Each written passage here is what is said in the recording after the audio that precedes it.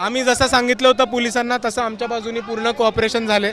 मोर्चा हा शांतीपूर्वकच चाललाय आणि आम्ही प्रतिनिधी स्वरूपामध्ये 3 लोक RSSला 3 गोष्टी भेट द्यायला चाललोय। पहिली गोष्ट जी देतोय ती म्हणजे आम्ही संविधानाची प्रत देतोय आणि दुसरी गोष्ट आम्ही भारताचा झेंडा देतोय आणि तिसरी गोष्ट आम्ही महाराष्ट्र गव्हर्नमेंटचा पब्लिक रजिस्ट्रेशन ॲक्टची प्रत देतोय। हे 3 गोष्टी आम्ही याच्यासाठी देतोय की तुम्ही ॲक्ट प्रमाणे स्वतःला रजिस्टर करा, दरवर्षी आणि दर दिवशी तिरंगा आणि भारताचा झेंडा आपल्या संघटनेमध्ये लहरावा। 15 ऑगस्ट हा काळा दिवस साजरा करणं बंद करून तिरंगाचा सन्मान करणं सुरू करा आणि कायद्याचा आणि संविधानाच्या चौकटीत राहा। हे 3 भेट वस्तू आम्ही द्यायला पर्यंत जाणार होता पण तुम्हाला इथं अडवलेलं आहे। हे बघा, आम्ही पोलिसांना कॉपरेशन पूर्ण कबूल केलं होतं आणि प्राथमिक स्वरूपामध्ये आम्ही देतोय। हा मोर्चा निघणं हाच महत्त्वाचं होतं, पण त्याच्या पण महत्त्वाचं म्हणजे आता आमचा मेन मुद्दा आहे की RSS ही रजिस्टर्ड संघटना नाही आहे। हे नसतानाही एवढे 3000 पोलीस कुठनं आले, कशासाठी आले? RSS ही रजिस्टर्ड संघटना नाही आहे। आम्ही काही मुख्यमंत्र्यांच्या घरी किंवा प्रधानमंत्र्यांच्या घरी मोर्चा नेत नाही आहोत।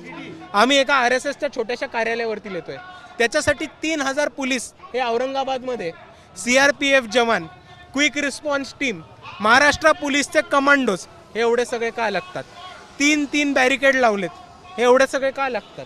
आम्ही शांतपूर्व मोर्चा करतोय, आम्ही प्रेमाने मोर्चा करतोय, आम्ही भारताचं संविधान, भारताचा झेंडा हातात घेऊन मोर्चा करतोय, तर मग एवढं पोलीस प्रोटेक्शन कोणाला लागतंय आणि कशासाठी आहे?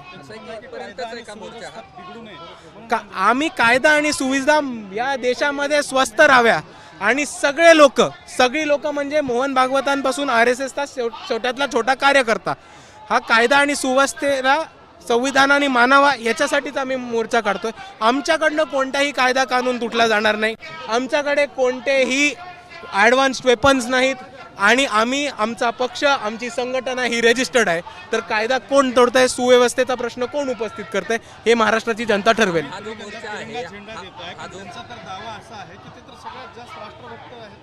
पण हेच राष्ट्रभक्त लोक इतके दिवस 15 ऑगस्टला काळा दिवस साजरा करत होते, हे पण तेवढाच मोठा इतिहास आहे। हेच राष्ट्रभक्त लोक भारताच्या स्वातंत्र्याच्या चळवळीमध्ये कुठेही सामील नाही झाले।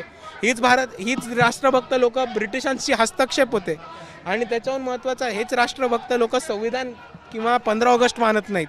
तर राष्ट्रभक्त कोण हा प्रश्न जनता विचारणारच आहे। असं आहे की हा मोर्चा आता संपला आहे का की पुढे जाणार आहे? तुम्हाला पोलिसांनी हे बघा, हा मोर्चा इकडे कंटिन्यू राहील।